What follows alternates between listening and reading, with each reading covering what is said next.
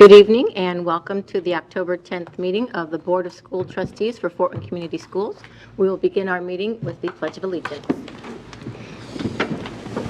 I pledge allegiance to the flag of the United States of America and to the republic for which it stands, one nation, under God, indivisible, with liberty and justice for all. And our roll call of members. Good evening, Steve Corona from the 5th District. Julie Hollingsworth, District 1. Riley Booker, District 4. Noah Smith, District 3. I am Ann Duff, member at large. Absent this evening are Jennifer Mathias and Maria Norman, but to my left is Angela Filler, the clerk of the board, and our superintendent, Dr. Daniel. Good evening. Good evening. We have no awards this evening, so we'll begin with our consent agenda, which includes the approval of the minutes from our last board meeting, vouchers and payroll for October 10th and September 23rd, and our personnel report. Is there a motion on the floor for approval? Move approval of the items listed under the consent agenda. Thank you, Second. Steve. Thank you, Noah. All in favor? Aye. Any opposed? And Dr. Daniel, did you have anything you wanted to mention? I do not. Okay. We will move on to new business. We will begin with the application for Common School Fund loan.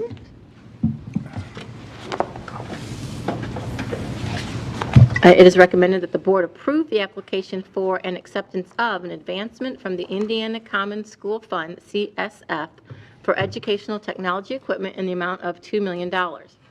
Advancements from the Common School Fund provide funds for school districts to purchase educational technology.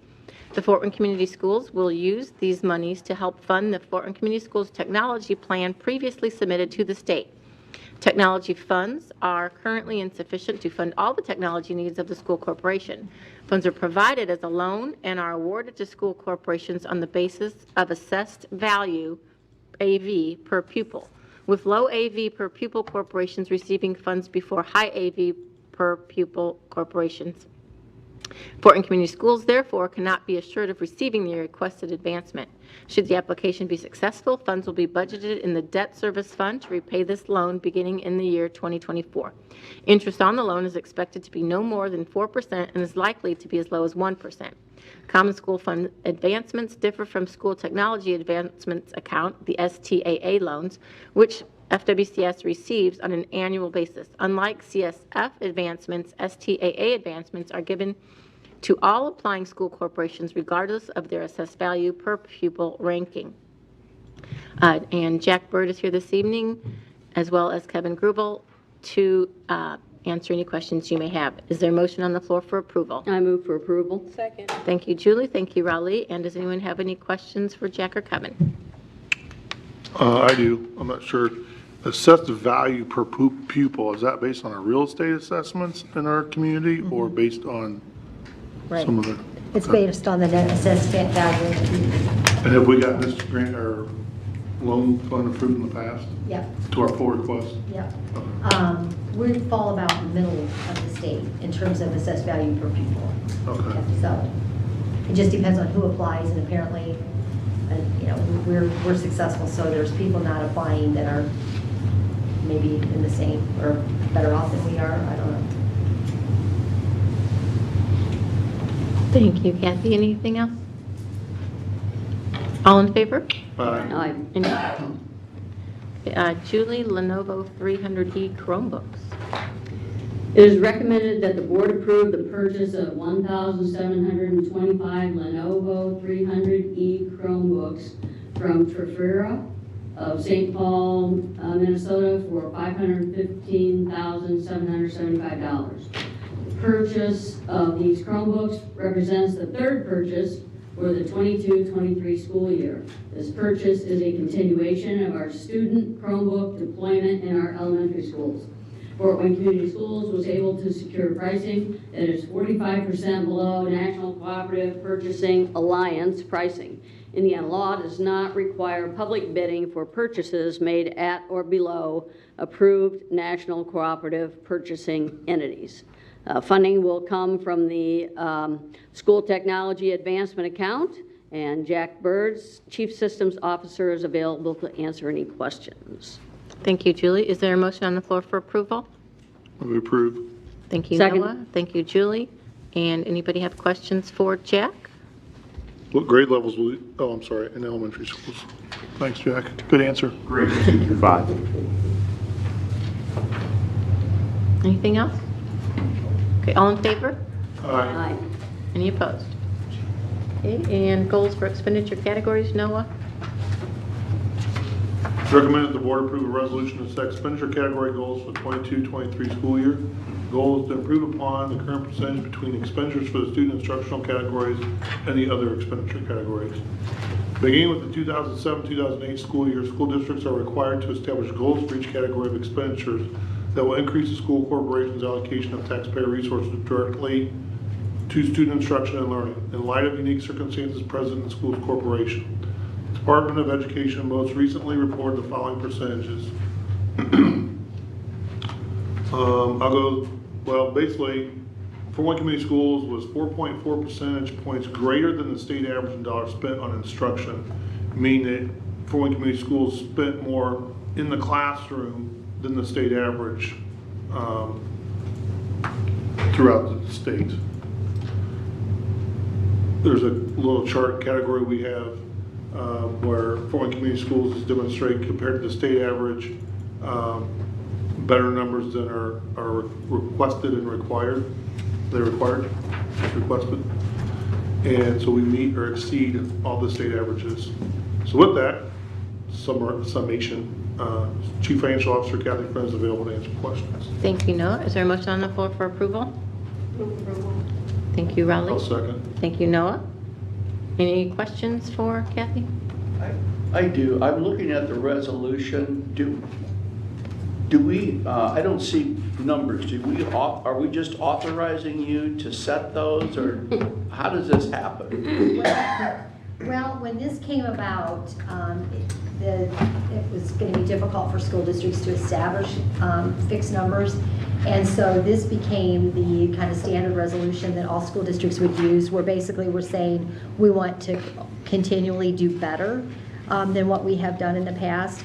And it takes and part of the reason for not being able to necessarily establish a fixed number is when you look at those items, those 3 bullets on that resolution, because as those things change, that changes your ability to focus dollars, say into instruction, or maybe you've got money that goes into the facility plan instead. And so that just kind of explains what the uniqueness of every school district is. So I'm not really sure this is accomplishing what it was set out to do when it was established. It does make you think about, especially when you're comparing yourself to the state average. I think it's good for us to look at that. But to set a goal, I don't know any school district that's setting an actual dollar. And the state's satisfied with that? Uh-huh. So they we're are. really reporting and not establishing. Yeah, exactly. Okay. And they're behind schedule because we won't get the 2021 numbers until December of this year. So you don't even have an answer to, It's hard to set a reflect goal. on, until 2 years later. years later. And yeah. have we done better every successive year? I don't have those numbers right in front of me, but I'm going to say it hovers around this. And I believe we've been better than the state average, though, Yeah. at about the same mark, maybe Okay. 1 to 4 percentage points better during that time. But there is a lot that goes into play there, because like when ESSER starts getting added in, even though there's a lot of dollars that will be spent on instruction, there's a lot of dollars that are going to be spent on facilities also. So that's going to, that mix is going to create challenges for, every school district in comparing apples to apples, what's going on. So in these numbers, we have to factor in non-state dollars. Everything. All yes. dollars. Yep, all dollars. Yep. Okay. All grant dollars, all state dollars, property tax dollars, all goes into this pot. Okay. Anything else? Okay, all in favor? All right. Aye. Any opposed? Okay, and moving on to our last agenda item, budget adoption and resolutions for 2023. It is recommended that the board approve the proposed Fort Wayne Community Schools 2023 appropriations budgets, the 2023 levy, the 3-year capital projects plan from 2023 through 2025, and the bus replacement plan for the years 2023 to 2027. A public budget presentation was made at the September 12, 2022 Board of School Trustees meeting. All board adopted funds and proposed budgets were discussed and estimated tax rates were reviewed. The notice for the capital projects plan and the bus replacement plan were properly advertised on the September 12, 2022 on Indiana Gateway and the Fort Wayne Community Schools website. A hearing to allow the public to make comments on the advertised budgets, the 3-year capital projects plan, and the 5-year bus replacement plan was held on September 26, 2022. All legal requirements for advertisement and hearings have been met for all funds, the capital projects plan, and the bus replacement plan. And again, Kathy Friend will answer any of your questions. Is there a motion on the floor for approval?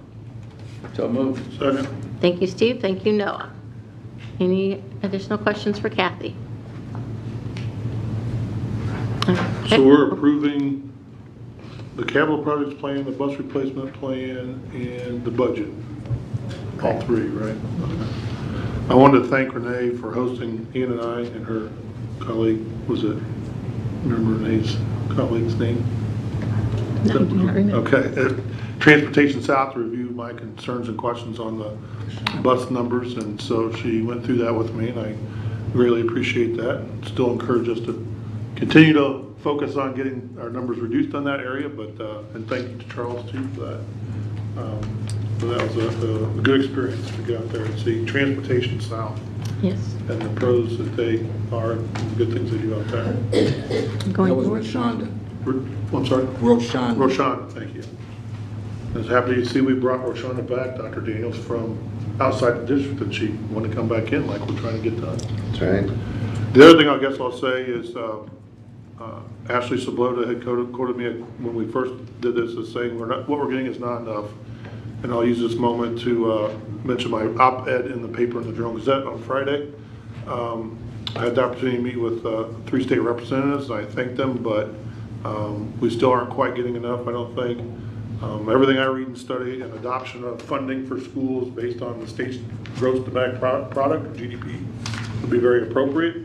We're behind all of our neighboring states in how much we fund children in the state of Indiana.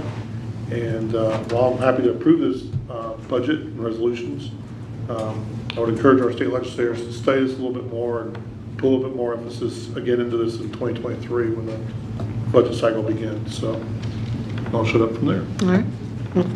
Appreciate your If comments. one of our patrons or citizens has any questions or is curious about the budget, we post this on our website. The information is at the PowerPoint. Yes, the PowerPoint Presentation. and then these documents that you're approving is, and then also a link to the Indiana Gateway if they want to go to that. Okay. Thank you. Any additional comments or questions?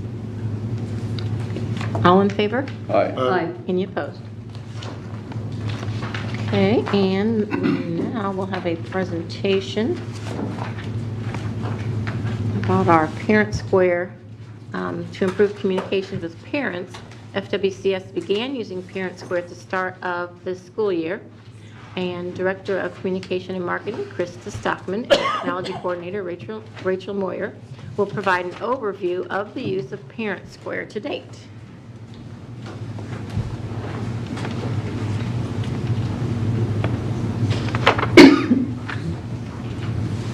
Good evening, everyone.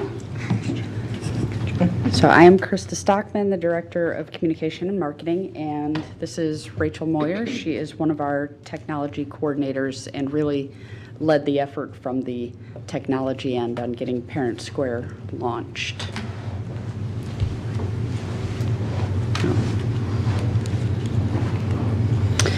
So when we started looking at how we wanted to communicate with parents, we first looked at our research. And so we do a climate survey with parents every year.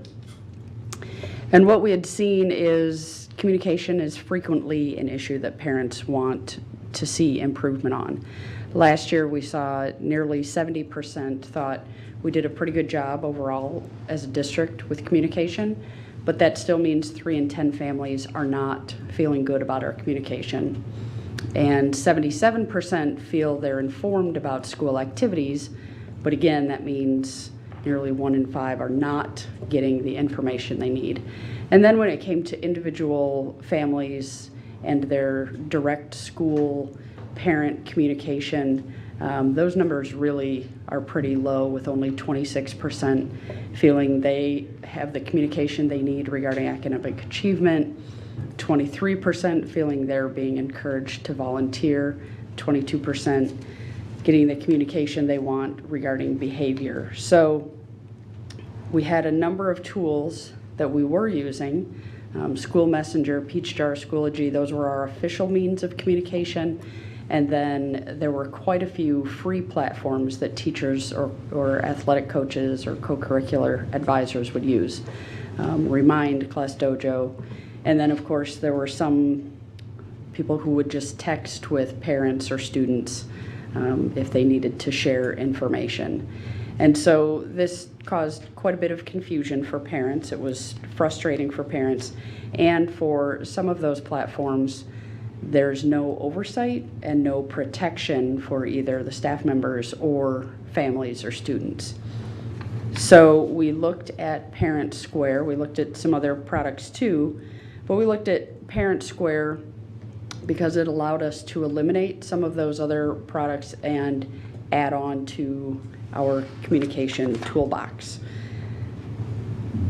Specifically, what Parent Square allowed our teachers to do was have that direct interaction with parents that we were lacking before. So some of our platforms had sort of one-way communication, but they really didn't have the two-way communication outside of email that parents and teachers wanted. Can you say that for the first part of that sentence again? That it was designed to do who to direct communications? Parents and teachers.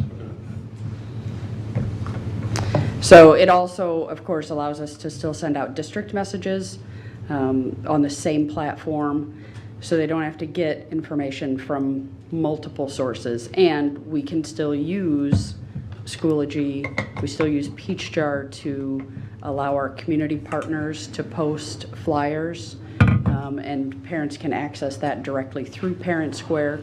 So it allowed us to tie in some of the tools we were already using and have just one place for parents to go. So I will let Rachel talk about how we rolled this out. Thank you.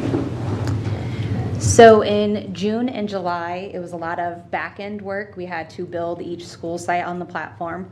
I can't take credit for doing the building. There's a wonderful team here from technology that built each school site, that then imported each student data, family data, teacher data, and then they started pulling in teachers' courses. So the students were tied through there. Then later in July, we started training the staff. We had Parent Square come to our Ignited conference. We did presentations at admin training, and then we did a district-wide PL to teach staff how to use it. And then in August, we went live. Student schedules were shared through there. We created bus groups, so now bus alerts are coming through there. We're starting to add other pieces in there as well. We'll talk about that here in a minute. And then we started the attendance notifications like we used to do in School Messenger. Those transitioned here in August. And then schools are updating their Trumba calendars, which now sync to Parent Square. Then in September, we opened it up, what's called Student Square. It wasn't cool to call it Parent Square, so the platform calls it Student Square. And we did put our high school students on that because they were starting to go out to their externships, their just their various things they do through Career Academy and AmpLab. So we wanted to open that up for them to talk. We have continued in the background to continue to tweak the programs, the buses, and then in September we also delivered the island scores through secure documents.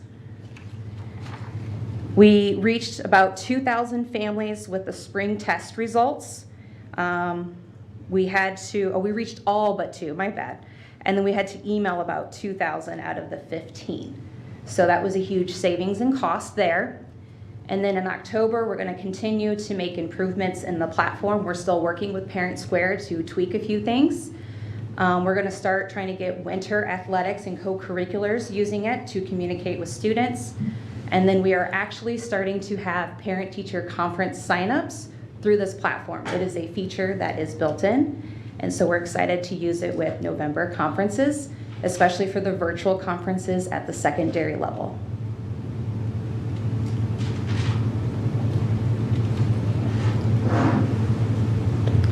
So one of the things that we really liked about Parent Square was that it provided us with a lot of data. So it tells us right away who we are connecting with and who is not able to connect. And so you can see right now 98% of our families has at least one way of being contacted. The yellow, those families, that means that one of either their email or their phone number isn't working. And then the red, those are families for whom neither of the contact information is working. So schools are currently working on taking what they learned from Parent Square. Sometimes the parents will even tell us through Parent Square, this is my correct email, this is my correct phone number. So schools can actually take that, go into Power School, correct the information, and then it's corrected for good. So just all the way around, it's much better to have that up-to-date, correct information. Chris, so if a parent or someone needs to update or notify, what their contact information is, do they contact their school? Yes, they would contact their school, and then they can update that in Power School. So as of yesterday, we had 14 schools that have 100% of their contacts listed as contactable. So this, and I know some of these are kind of hard to read, and I can share other information. I can share this in another format if that would be helpful. But basically what this is showing you is the 3 different ways that parents can get the information, which is email, that's the largest, text, and then the mobile app. Right now we have about 32% of our families have downloaded the app. I would expect that will get higher once the winter season is upon us and people find out that this is how we're going to be communicating that. I think those numbers will really increase. The other nice thing about Parent Square is that it automatically translates for our families. So I will send out a message, say in English, but if you are a parent who has designated Spanish as your primary language, you will receive it in Spanish. And if you send a message back to me in Spanish, it will come to me in English. So teachers can have that direct communication. Burmese is also one of the languages that it supports. So whatever your language is, you can communicate back and forth, and the teachers don't have to have a translator there per se. And so you've seen, we've just had this up and running for a couple of months. These are how many messages we've sent out, and it looks like as many as 48% of our families are interacting through Parent Square, which anytime we can get half of our families interacting with us, it's a pretty good start. And again, I think that'll increase as time goes on, as more parents and teachers realize the value of this tool. Parent-teacher conferences, I think, is going to be another good opportunity to let our families know what they can do with Parent Square. And then this is just an example of the dashboard that any of our users who post information, they can go back in and they can look at, okay, did it reach our families?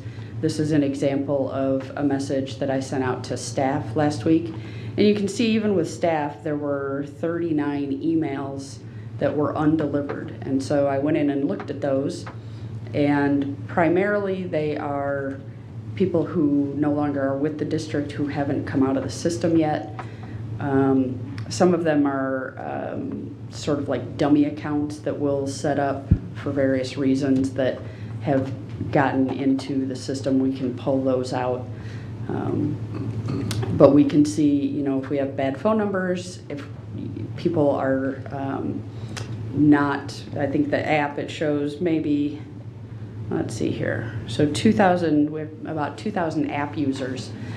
And again, staff may find, especially coming into the winter months, that they want one more way to receive the notification of if we delay or cancel school.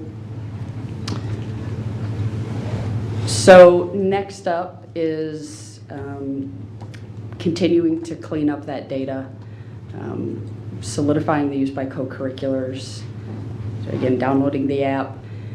What we want to get to is a point where we're looking at the data and saying, okay, which schools are maybe struggling to use this, and then do they need more support?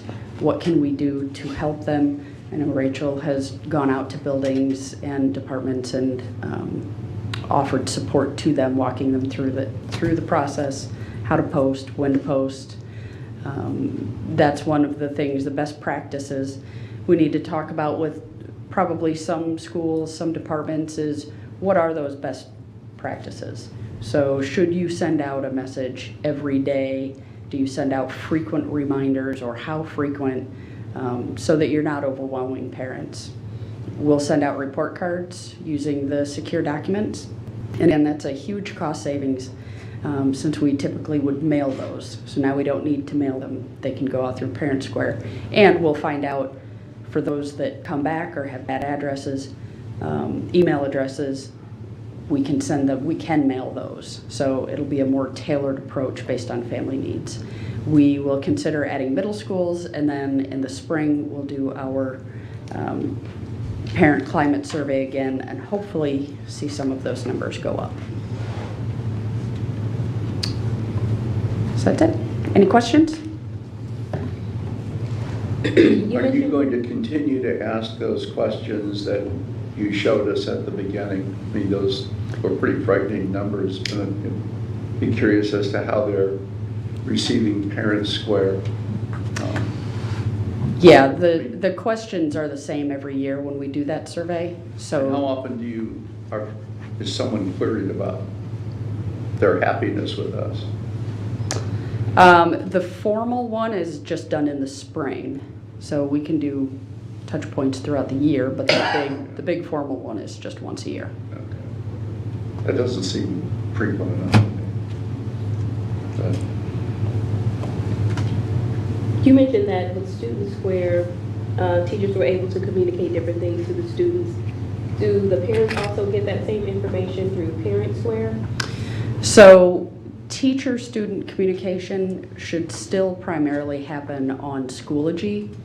There are some communications that will happen on Parent Square, and yes, any of those conversations, they shouldn't be communicating one-to-one with students, but if it's a group, so athletic team or a co-curricular or a class, a teacher might communicate with a whole class that way.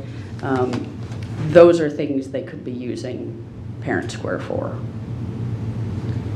On the app, is it just messaging from different sources, your bus, your school, your coach? Or can I go on that app and see different things like a school calendar, an athletic calendar, different things like that? Or is it just simply for messaging? You can see the calendar as well, as long as the school is updating it through Trumba. And when we launched this, we had a number of schools that really increased their use of Trumba. So that's one of those areas that we're going to go back to and see, okay, who still needs support in adding that. As soon as they add it in Trumba, the benefit is it shows up on their website and it shows up in Parent Square right away.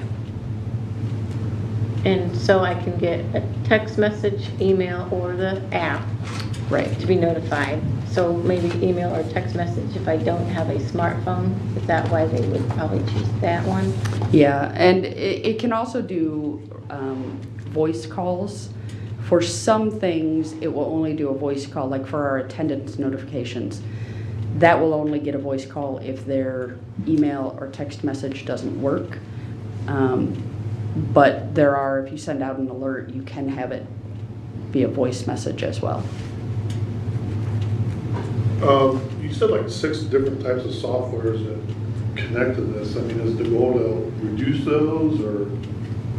Well, the goal is to have one place where people are going. So we may have different tools that do a little bit different thing, but we want parents to go to Parent Square, and then if they need to access the FWCS My FWCS Parent Portal, they can do that through Parent Square. So if they download that app, they can access all these different tools that we have. Getting down to one that really does everything is pretty impossible. Well, that's why I tried to But- get my daughter's grades and I had to get another login over Yes. and above. Although I used the app. think- I used the app. Yeah, I think, did we link that? I think we linked that through Parent Square. I'll have to double check. So I would, yeah. But you do still have to sign in, yes, and that is, With an access code of, and remind me how we get that? 'Cause your school should be able to give you that. okay. Talk me through, like, if a teacher or principal or whatever, talk me through the process. How's it just functionally, physically happen?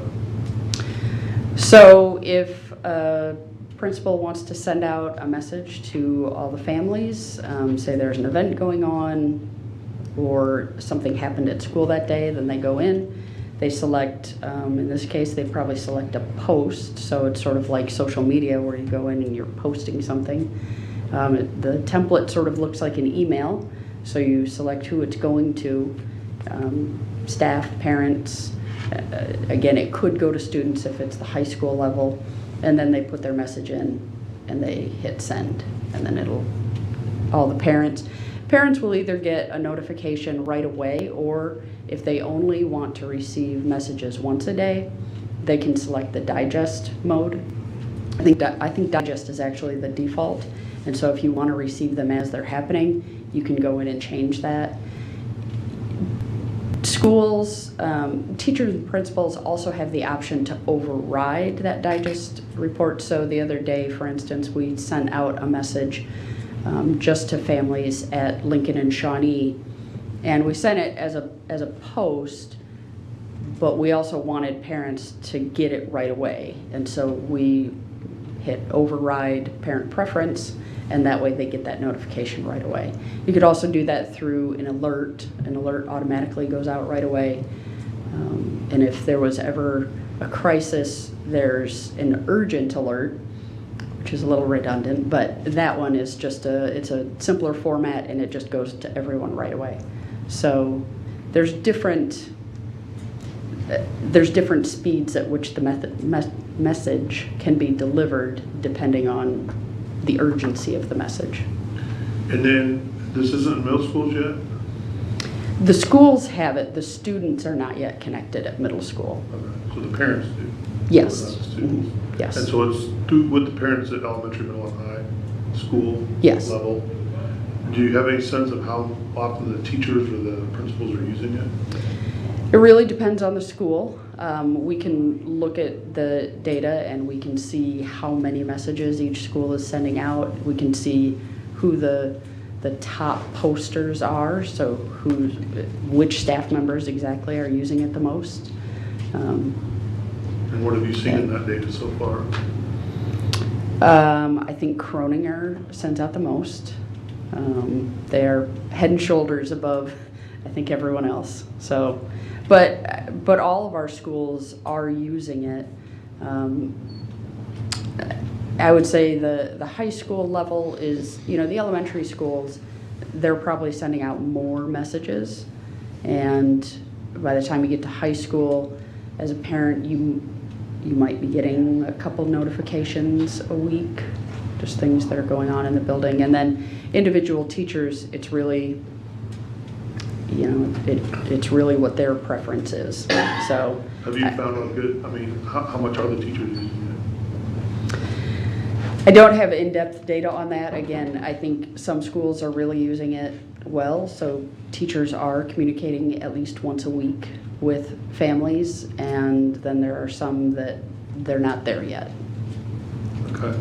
What do we? So do that's with- one of the things when I say we want to really dig into the data now that we're, through the first quarter, really dig in and look at who's using it, who's not using it, and what support do they need. So since this is called Parent Square, well, how are we doing this with our foster kids or not that homeless kids don't have parents, but those, maybe technologically or financially challenged to own a phone or a computer or a smartphone, as Ian said? Do you want to talk about how we connected parents? Based on their contacts. Yeah. Do you want to share that? So we realize our families for our students are blended. So we didn't just pull in custody and lives with. We also pulled in the field for has records access. So we were able to get, if a child lives with a grandparent or they are in foster and that contact is on there, they're able to receive that notification for that child. Do you have any sense of what our connection rate was with that population? I mean, we're able to, you had the 700 or so that weren't connectable or whatever. Is that kind of in that bucket? Do you have a sense or any ideas at all? When we changed that connection from lives with and custody and added that records access, we saw a huge increase in contacts being added to the platform. So we definitely opened our communication more by doing that. I'm all for the technology, but just a little concerned in that population, if they're challenged that way. I found it very user-friendly though, when I get those messages. Yeah, I would The say likes and stuff. I would say to that point, what this tool allows us to see is if those families are not engaging and they're not connecting, then the school can say, okay, this family is not receiving any of our information. We need to reach out to them in another way. And so it allows for a more custom approach to communication. Thank you.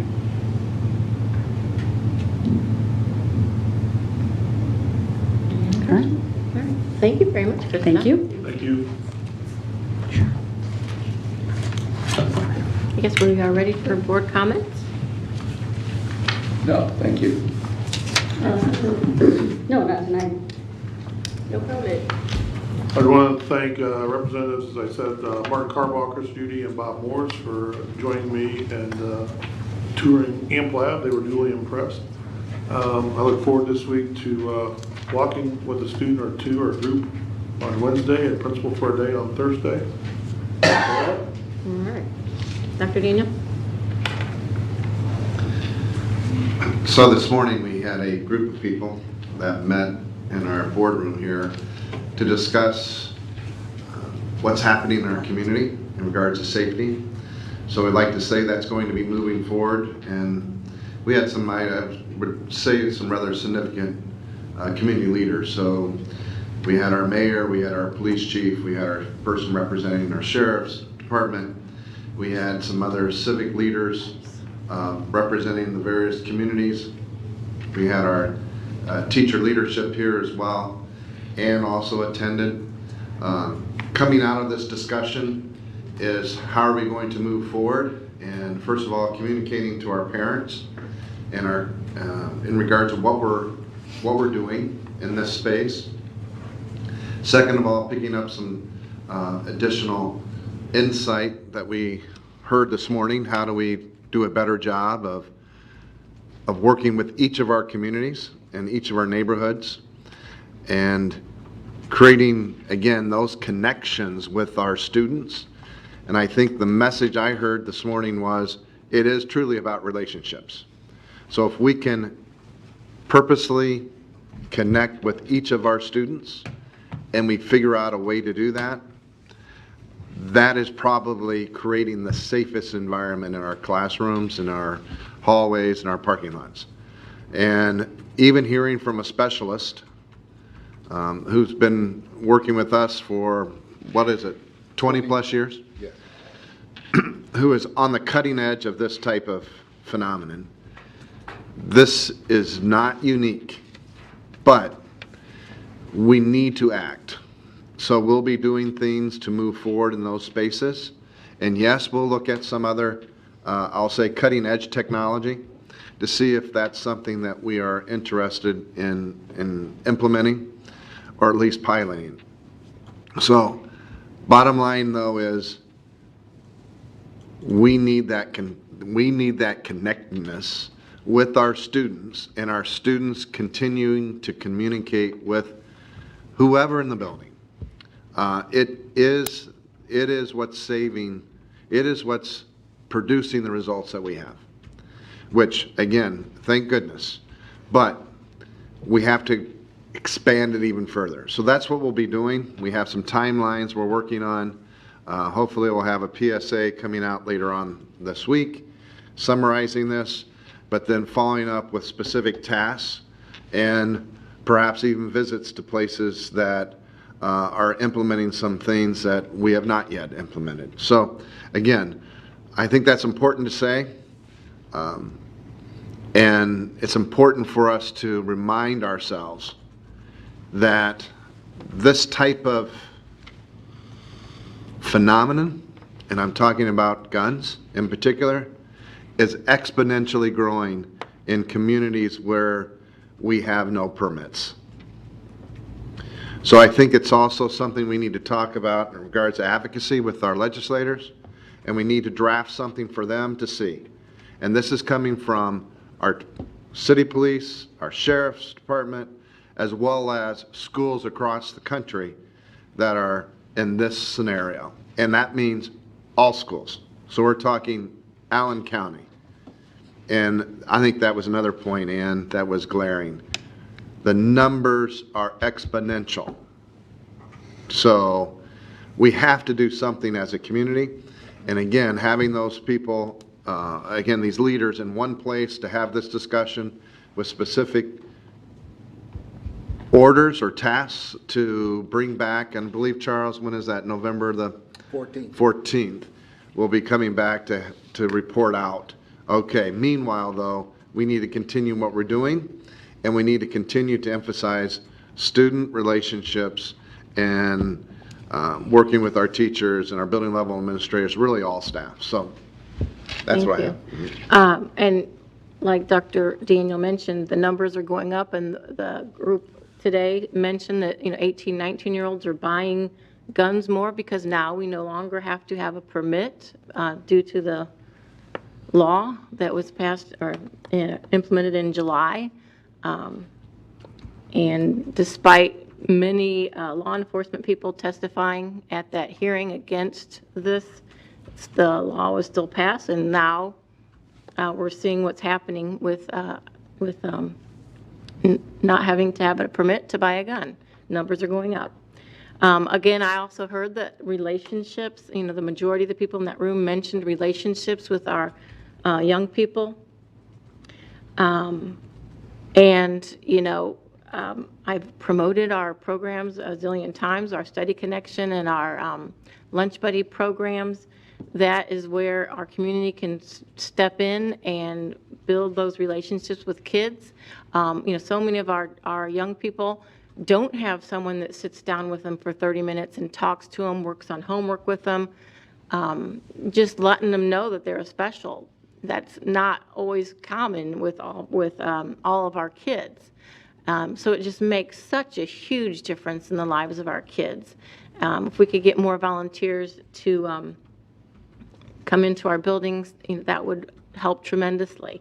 I did want to give a shout out to Jessica Hanna. She is the one working on our Lunch Buddy programs through Fortin Community Schools. And I am at a middle school.